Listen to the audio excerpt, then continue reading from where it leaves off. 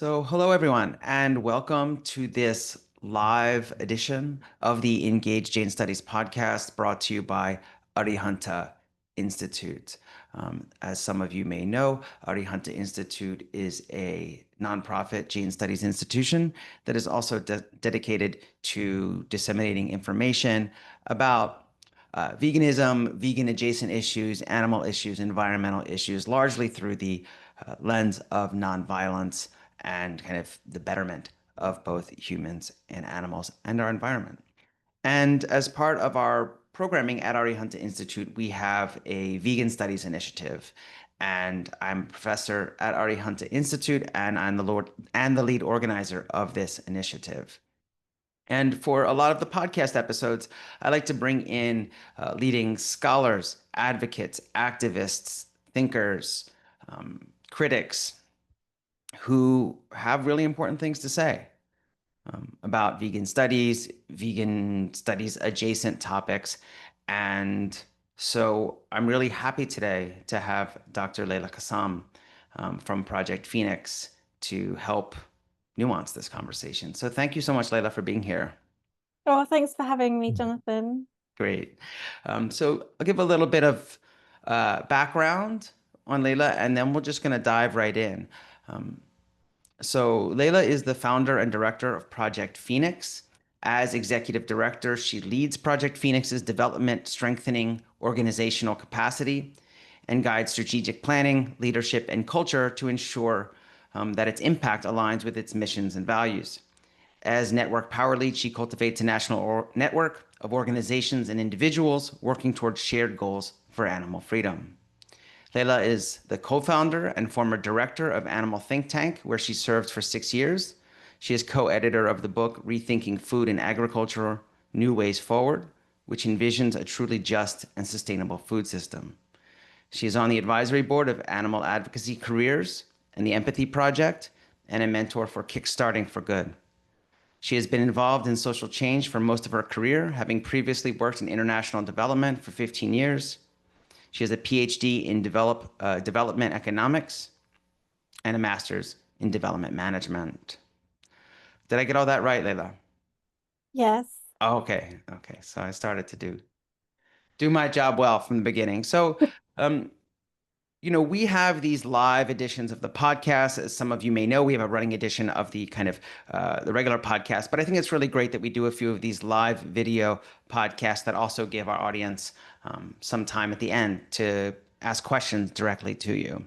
So before I get into your work specifically and the things that I kind of just like you to talk about, I want to start with a question that I really ask everybody who I speak to. And this is, how did you first get radicalized for animals? And I just want to specify that when I say that, I know a lot of people in vegan and animal movements say, it's not radical, compassion isn't radical, or animal liberation isn't radical. But in our society, it is. In the UK, it is. In the US, it is. We'll just talk about where we both are. So how did you first get radicalized for animals? Well, it depends. Yeah, it depends what you mean by radical. In terms of going vegan, I basically that came through meditation for me. And it wasn't really about animals as such. It was about actually it shifted the way that I saw the whole world, including who was on my plate. But then I think in terms of becoming even more radicalized, in terms of thinking about social movements and potentially putting my body and freedom on the line for other animals, I think that came a few years later. And I have to blame a friend of mine, Dan Kidby, for this. He's co-founder of Animal Rebellion, now called Animal Rising in the UK, and also a co-founder of Animal Think Tank, one of the organizations that I've co-founded. And it was really listening to him at a presentation at a Veg Fest talking about the civil rights movement and about the activists who were part of the Nashville lunch counter sit-ins. And how, they put their bodies and freedom on the line to really shift culture, shift legislation, and to really fight for their cause. That I think I feel like I woke up during that period in terms of I could do so much more than just be vegan. I could actually create transformative change, working with others, through collective action, through nonviolent civil disobedience.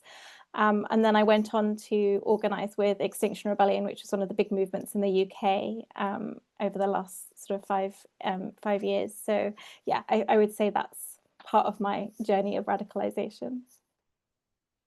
Great. Yes, I think it's kind of still one of these terms that people like to debate, but I guess what I mean by that is, often how did you come to recognize that animal liberation is a social justice movement that demands the kind of attention, such as the civil rights movement or kind of climate movements and so on, which then demands forms of action that one finds in those movements, not just, say, some personal lifestyle change, right?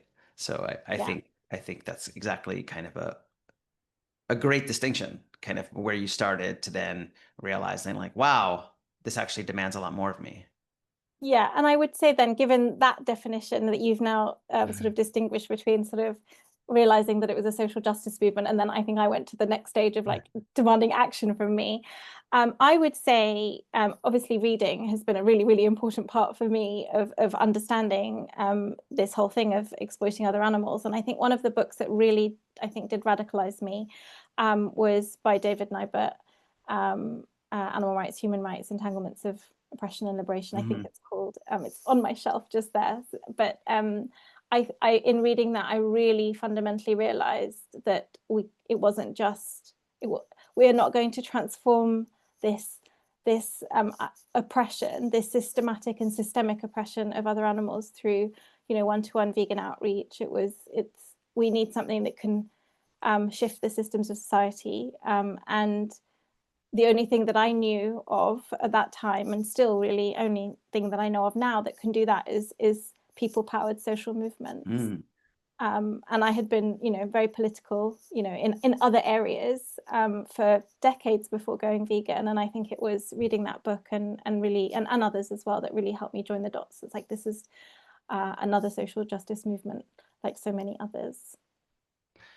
Well, that's great. It's a wonderful link to kind of where I wanted to head next anyway. This notion of people power for animal freedom, right? Which is kind of the title of this episode. So this will be like a kind of a two-part adventure, but the first part is really asking you, like just from your own vantage point in history, because I don't expect you to be able to kind of like summarize movements that are kind of, maybe outside of your knowledge or your time period, but from your own vantage point, your own personal history, can you just describe what you would say is the current state of the animal movement, as it were, and maybe how it's changed from when you started to where it is now?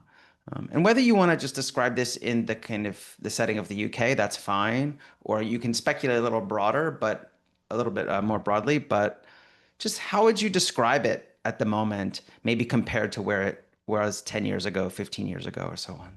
Yeah. Okay. So I think I will limit this to the UK. I don't want to speak outside of my experience.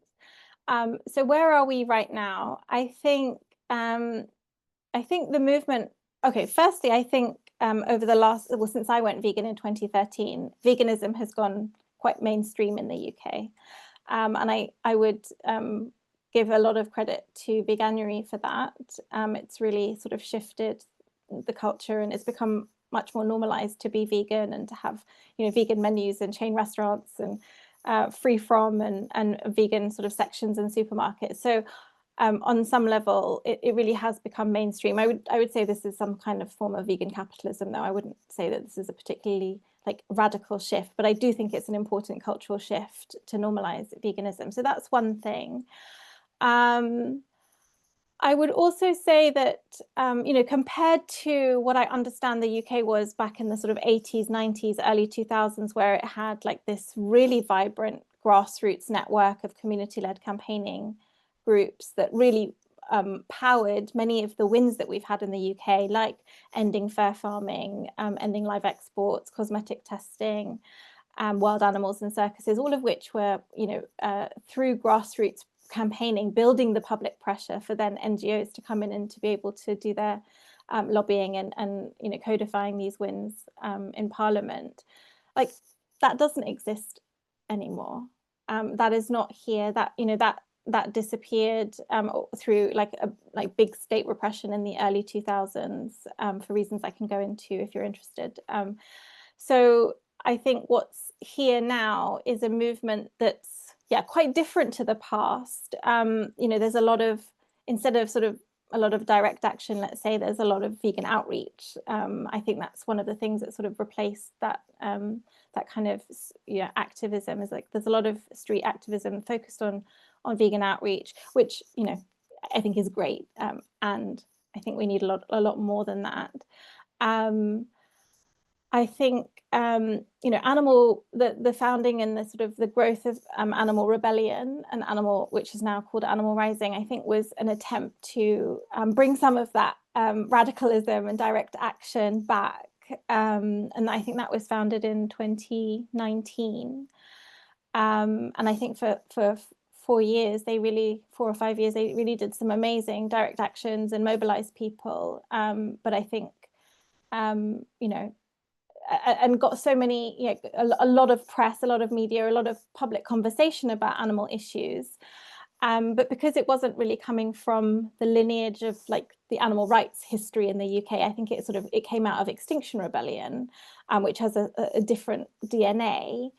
I think, and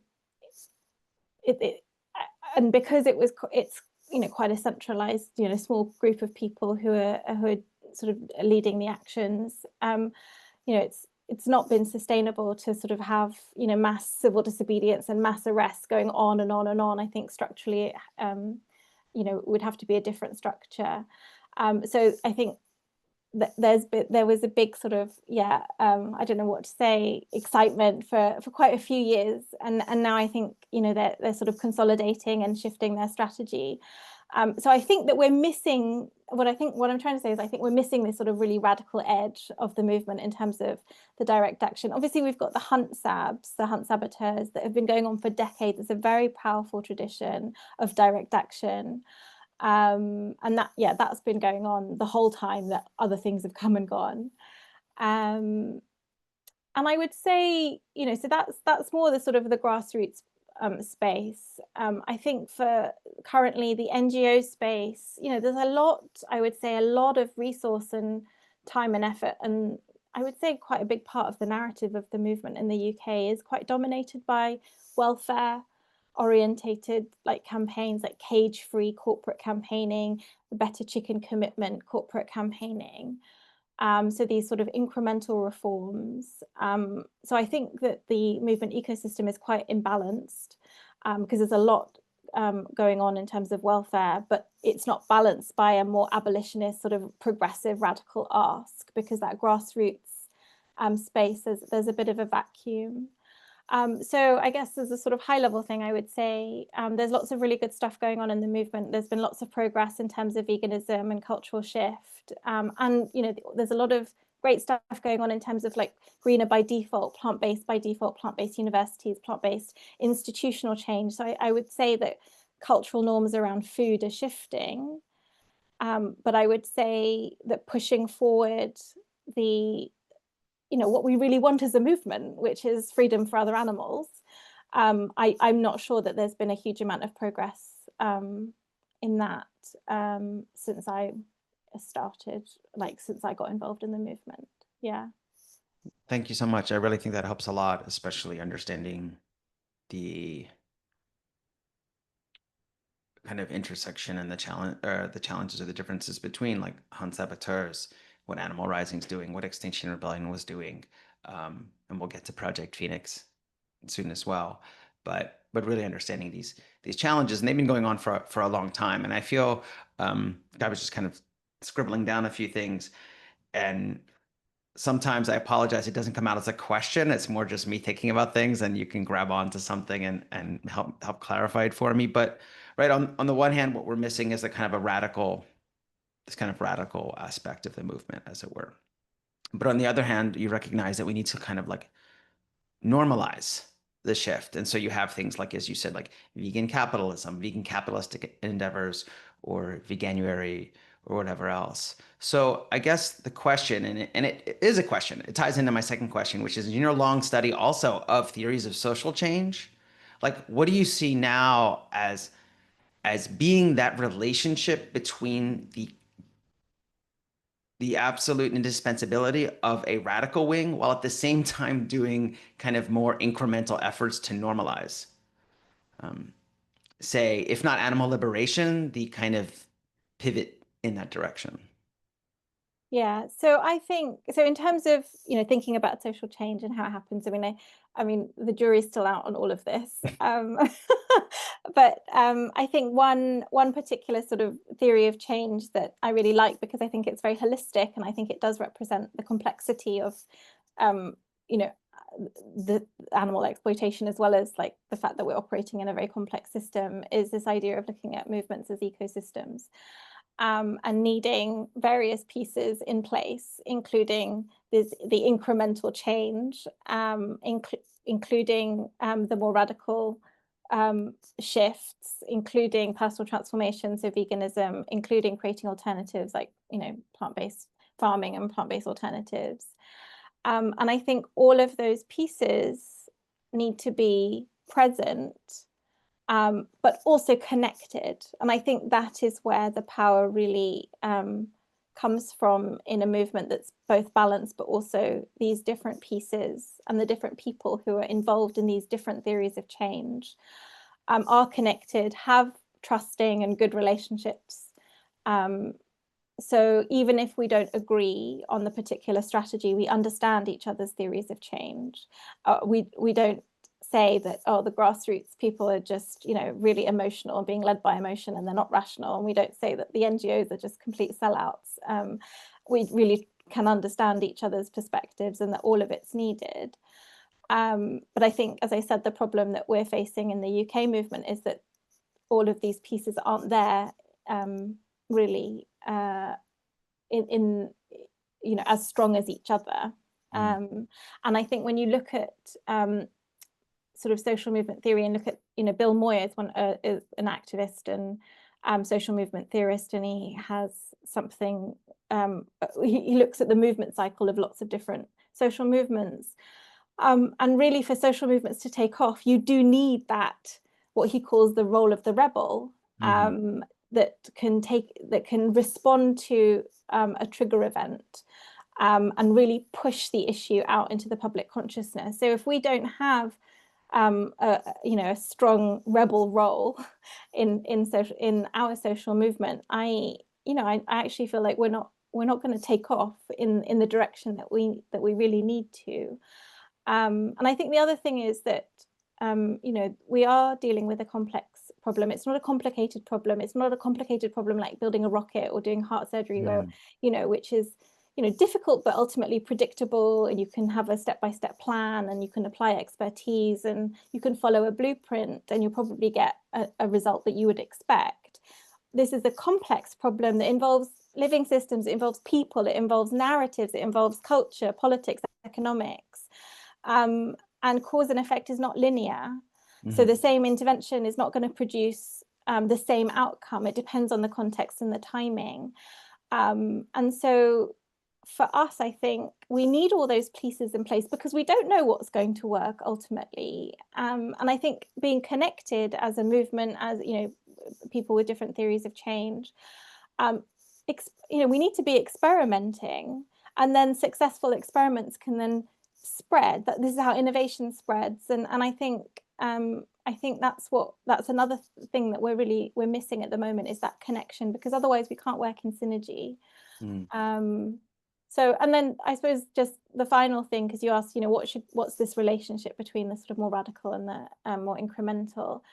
People often talk about infighting, and I, and because and I feel that actually we can have creative conflicts, and they can be generative, and I think they can be good for both sides. I think it's when the conflict or the fighting is that sort of poorly managed that then we can call it infighting, and it's a waste of time. But we can play these roles effectively and ineffectively, and I think it's important to be able to debate and critique and offer alternatives. And I think what's really important is if we are connected as individuals, organizations, groups, and have some level of trust, then we can do conflict well, and we can actually, make it generative and productive and move us forward, rather than getting mired in kind of saying I've got the right way and you're wrong, and blah blah blah. I think that's a great point because right after all these years, we still don't really know what will work. And what you said earlier is even social change outside of the animal issue, and the animal issue is just so much more entrenched and complicated and contextual and regional and emotional. And we still don't really even know, even in a lot of human justice movements. So I really appreciate that acknowledgement of our ignorance, as it were, or that we're still kind of figuring this out. And I think that's important because you see so many individuals who think that they know the way, which is coincidentally, seemingly the thing that they've aligned themselves with has to be that way. But also what you said about synergy, I think is really important because it is this kind of recognition that a lot of these tools, these tactics have to work in tandem because we're dealing with human beings. And I do think like a good example is the role of like the rebel, right? Or the radical. I think when people see someone who, for whatever reasons, is disposed or has the ability or the privilege to engage in radical action, I think it does inspire people, maybe not to do that, but to say like, hey, Layla's doing this. And like, that's pretty intense. I probably couldn't do that, but you know what? I can go help with food not bombs. I can go hand out leaflets. I can do this. I can make phone calls. I can do web design, say, for the local organization. I think it is inspiring. And so I think that role is critical. And then I guess the other point that I was interesting that you mentioned about this balance between radical and say incremental is I think that when and maybe you first got involved, it seemed to be either people who were like abolitionists and those that were doing welfare or reform.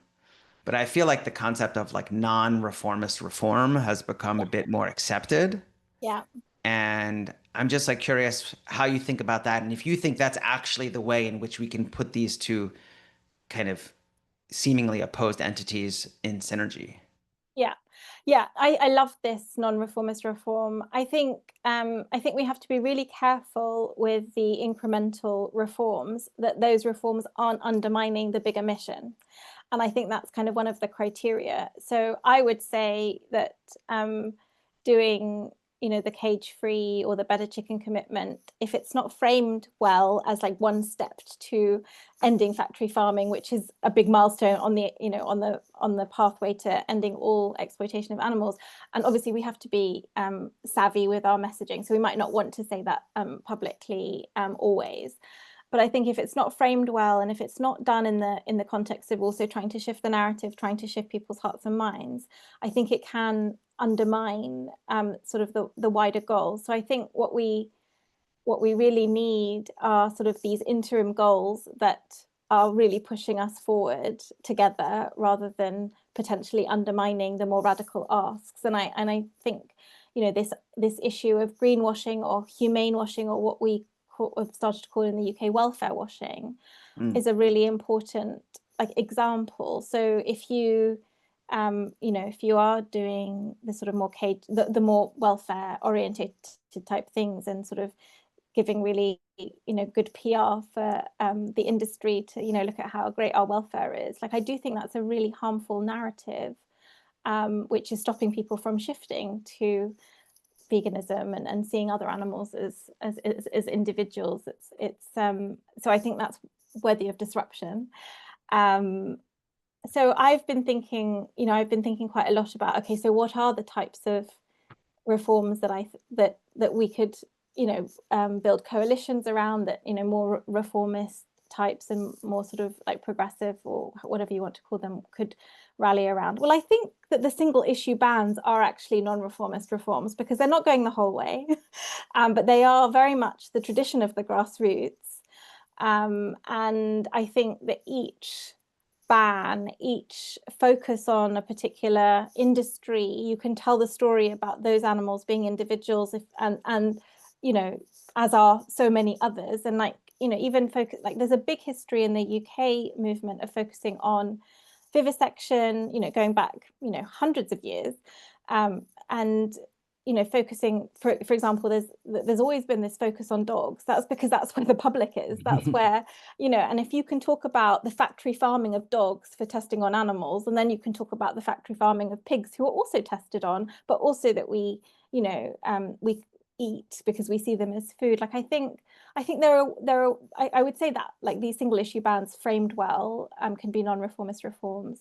And then I don't know, I might regret trying to talk about this because it's a bit rusty in my mind, but there's some legal scholarship been done by Eva Kempers and Saskia Stuckey and some legal scholars who talk about transition rather than revolution. So I think when we started out, especially when I started out, I thought, I was following Gary Francione and Stephen Wise, and it's the idea that we get personhood and then all these other things come. And these sort of legal scholars have talked about the fact that actually women's rights, children's rights, so many social movements and civil rights have come through like getting particular rights or simple rights rather than the full fundamental rights, and then they sort of add up to become personhood. So you can, I don't know if I'm explaining this very well, but so for example, we could reframe a welfare campaign, for example, a campaign around enrichment. Enrichment is an industry term to, the right or the freedom to play,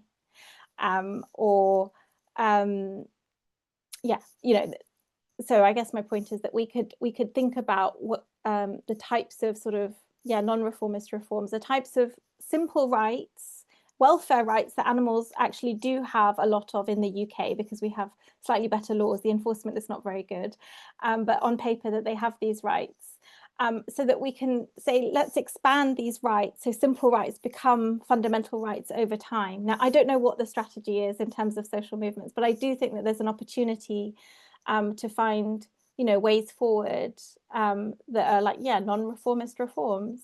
It also makes it more legible to the public and kind of understandable, yes. like we're arguing for the personhood of dogs or elephants. It's just this kind of like nebulous idea. But if you're saying like we are fighting for the kind of the freedom to elephants to play or to be around their loved ones or to have really, this is something I can understand. It's kind of with gay rights, right? Like I can understand you frame it in terms of these like larger rights, it becomes nebulous. But when you frame it in terms of like wanting to marry the person you love or something like this is immediately legible to someone, where it makes it hard for that person to kind of position themselves in opposition. Yeah, this is exactly right. And actually the sort of this idea of the freedom or the right to play came from thinking about the gay rights and how it shifted, the narrative shifted from rights and justice and equality to the freedom to marry. Love is love. Exactly. You can't really argue with that. And I think we need to find framings and narratives and messages that really get to people's hearts.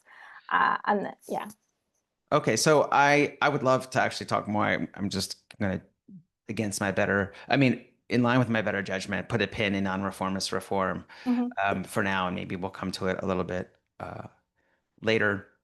Because I want to tell our audience, ask questions. I didn't announce this at the beginning of the podcast, but because it's a live version, all of you who are here, please drop your questions in the Q&A box. We'll spend the last 15 to 20 minutes on your questions.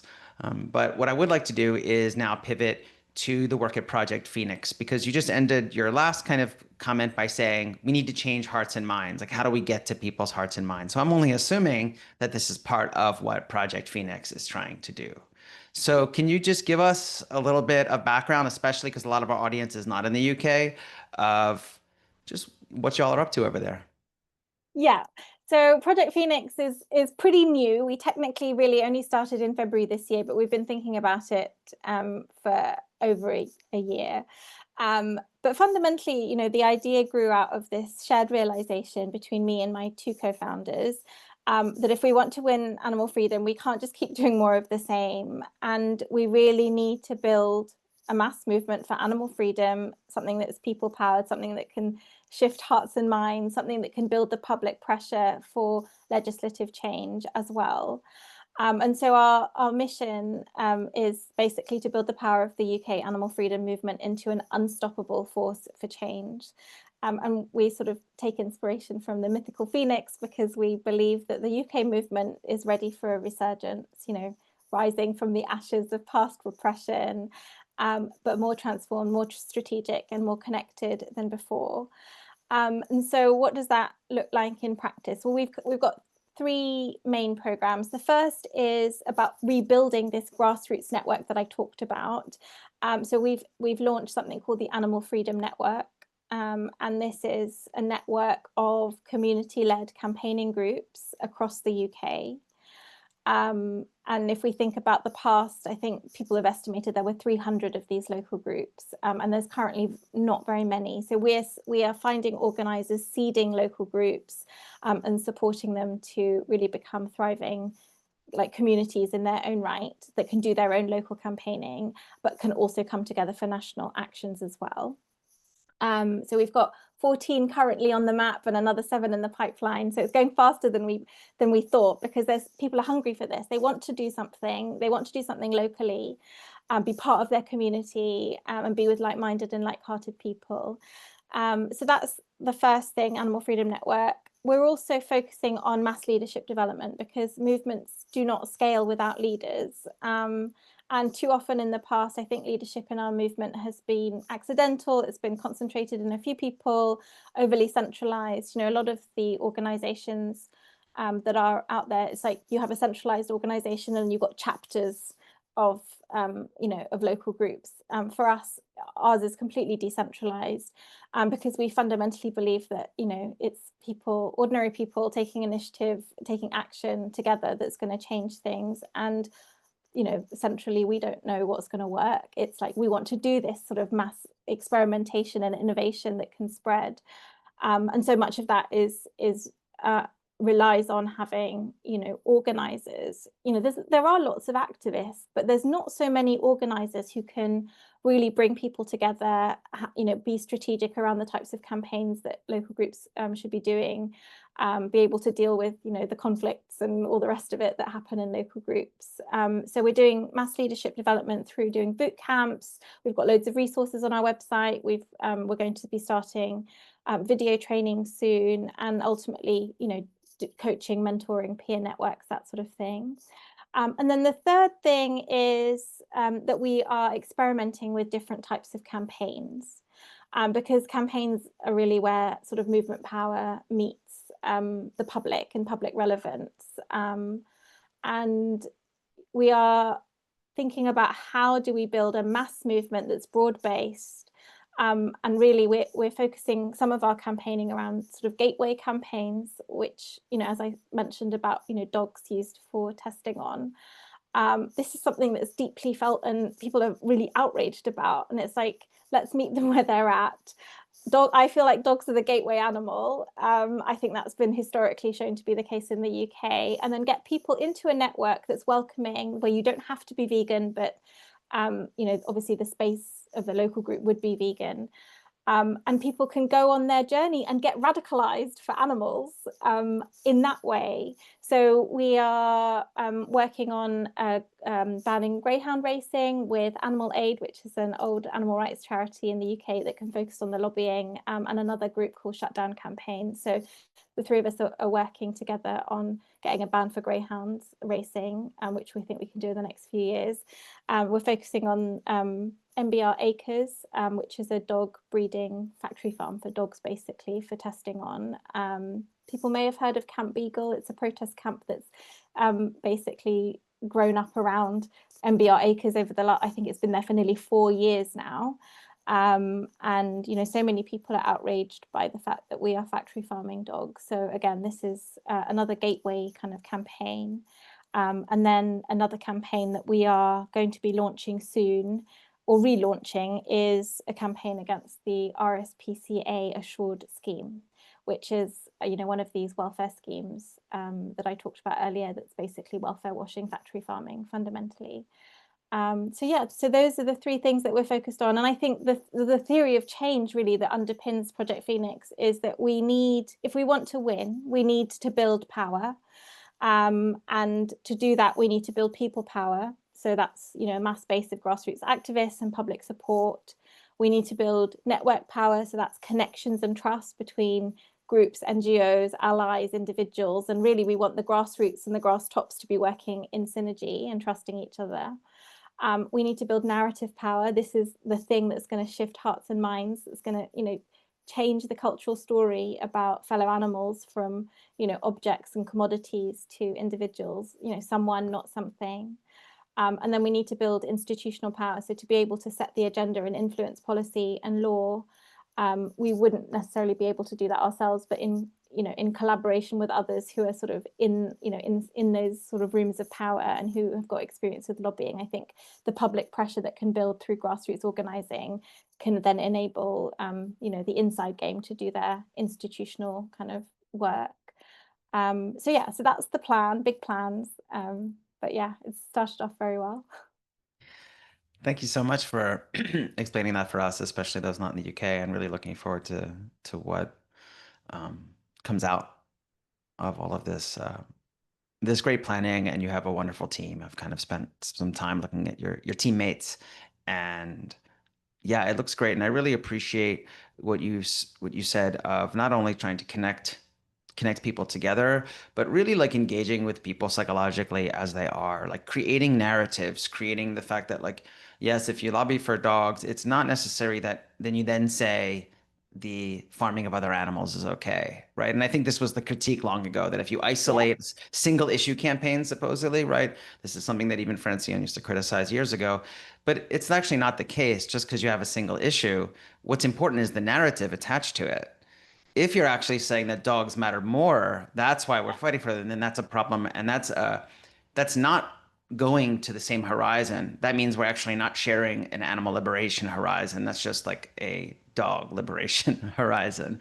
But if you change the narrative, meet people where they are, and actually say, you agree with this, individuals who already care about dogs.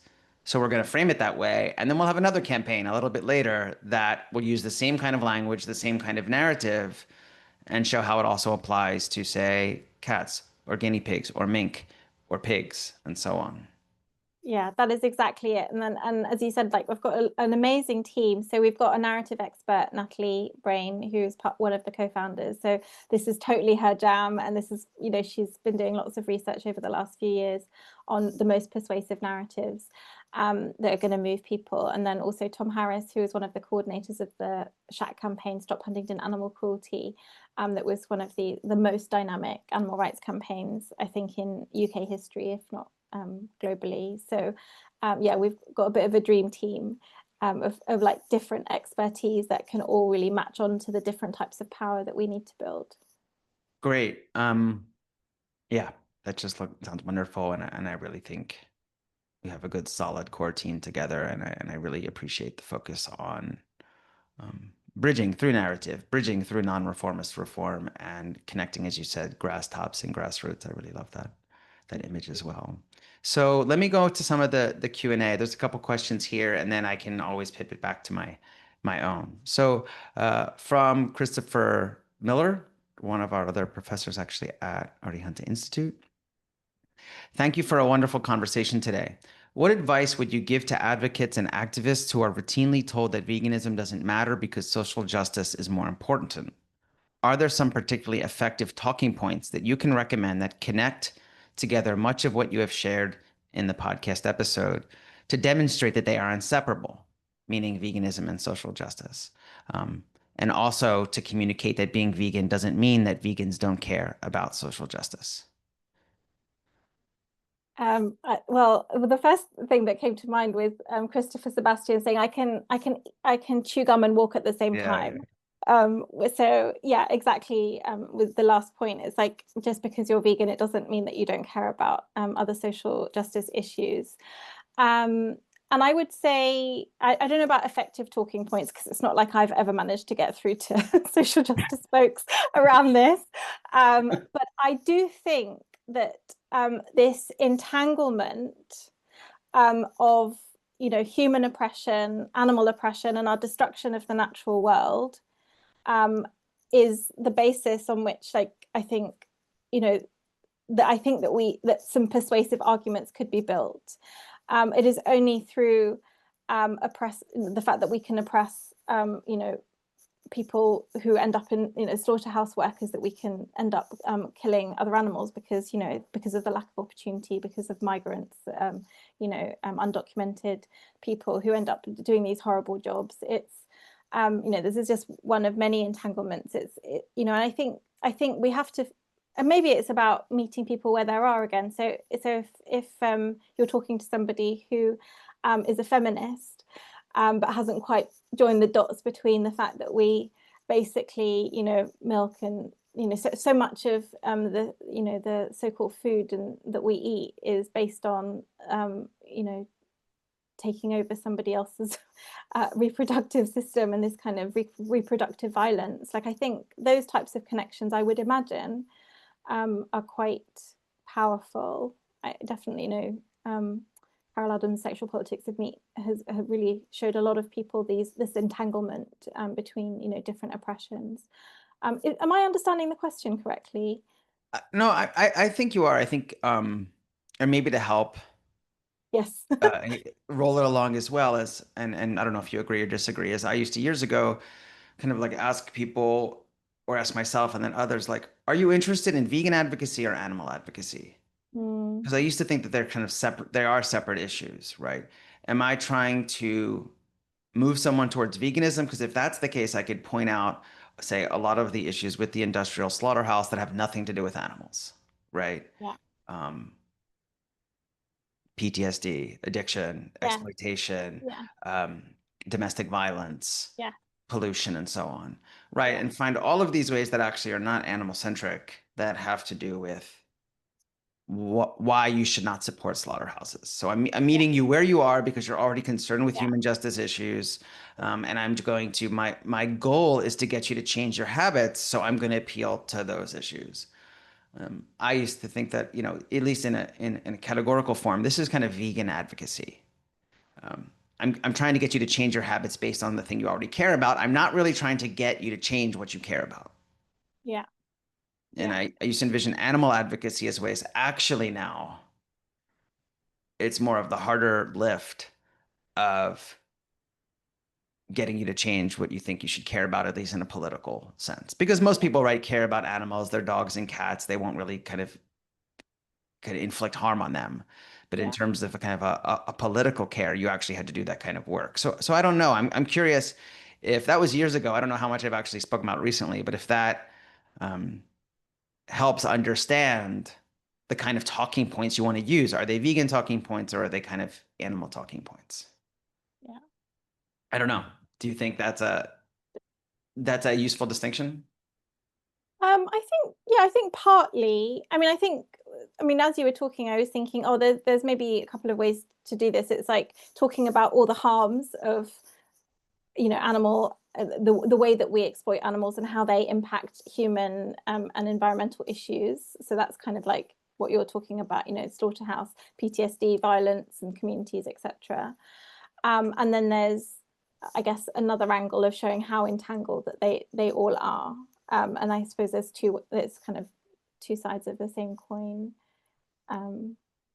Yeah, and I mean, I do think I can see on some level why sort of social justice, like people are like, veganism in the mainstream veganism doesn't feel very radical to people because it does, this sort of vegan capitalism. So I suppose there's also different types of veganism that I think people could be like arguing against. Like, are you a consumer vegan or a boycott vegan or a political vegan? And I think that if we can frame ourselves more as sort of political vegans, I think that can bridge this gap that I think people see between sort of, people who are like, I'm vegan and it's all about food. Yeah, I mean, it's also right, like you said, it's challenging, right? Because on the one hand, I mean, this is kind of come back to our earlier question, and then I'll pivot to another question from our audience. But like on the one hand, you're trying to really foreground this kind of radicalization and the need to see animals as part of social justice movements, right? But then we also know that people are more willing to change their perspectives the more that their habits already align with what those perspectives might demand. Yeah. Right. And so all of these reasons, even politically oriented reasons why someone should not say support factory farms could have nothing to do with animals. And then the point is Yeah. actually after they're already not Yeah. now Yeah. buying from factory farms. Now you can talk about animals, and it's great because actually, if they adopt that politic, they've already done the lift or Yeah. most of the lift already. Yeah. So it's it's interesting to know, right? And this is what I think a lot of norm shifting, maybe even vegan Yes. capitalists think we need to do. Um, Yeah. but I think, as you said, the jury's kind of still out on a lot of Yeah. this. So let me pivot to some questions here. So another member of our audience, Iris, asks, what would you recommend for a very small animal rights organization which only accepts vegan activists to participate in their street activism? Could this also be improved in a way to somehow be open also for non-vegans? With what justification could this change be made? That is to allow kind of non-vegans to participate in street activism. Well, so I mean, I think if you are doing vegan outreach as your street activism, I think it probably doesn't make sense to have non-vegans be doing that outreach, because that's not very, I don't think anybody would want to do that for a start. But if you are a broader animal rights organization that's looking at doing something more than, when I hear street activism, I think about vegan outreach, but maybe you mean, broader things. Then I think everything I said about Project Phoenix applies, in terms of if we want to build a base of people who and a mass movement ultimately, it's going to be made up of both vegans and non-vegans. Because if we just wait for veganism to grow, it seems to have stagnated in lots of places. Like if we are just focused on vegans doing outreach or vegans doing activism, I don't think that we're going to be able to get to the big shift that we all want. And historically in the UK, for example, like so many people have told me that, oh, I used to be a hunt sab, but they weren't vegan. So Mhm. it's like people do activism on behalf of animals, whether a lot of them when they're not vegan, but then they will end up going vegan. So I think if we really want to shift hearts and minds, if we really want to build our movement and recruit people, I think we have to find ways to bring non-vegans in. So I would say for this animal rights, the small animal rights group, maybe it's a case of broadening the types of things and activism that you do, and the things that feel aligned with being able to bring in non-vegans, but who care about a particular issue, whether it's blocking a factory farm planning application, or testing on dogs, or I think I think that would be my answer.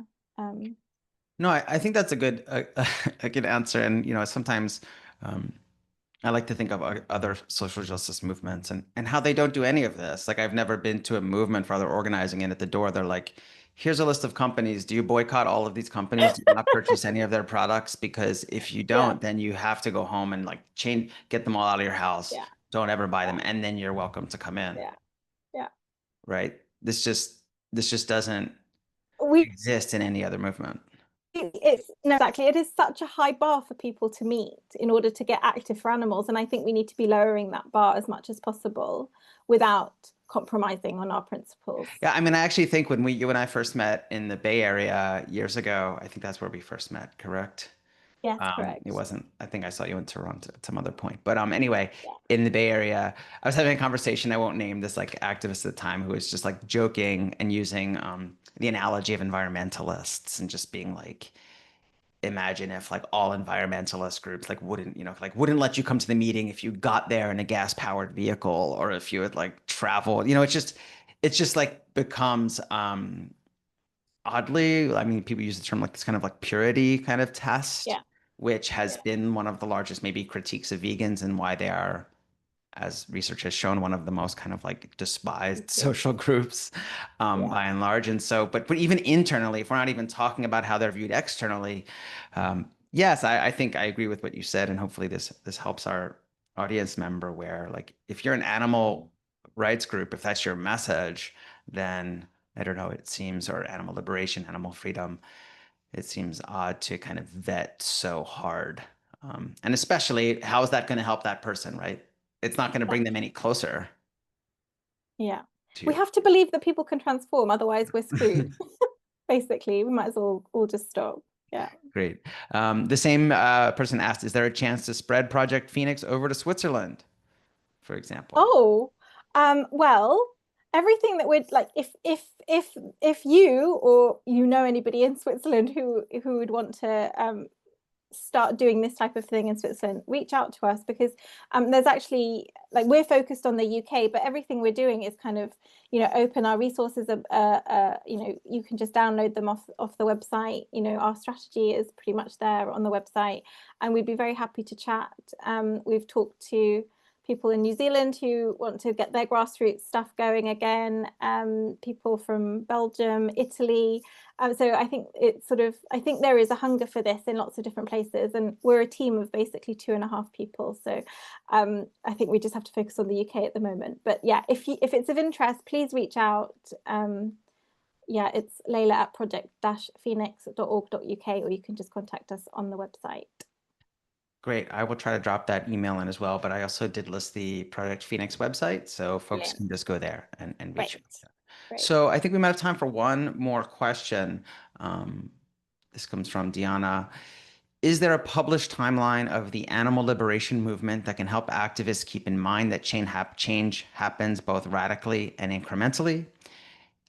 What challenges, and this is I guess it looks like a separate question, but Cool. related, what challenges are unique to this movement that we don't see in other social justice movements? Yeah. Those are Okay. two big questions you just got. Two big questions in about 3 minutes.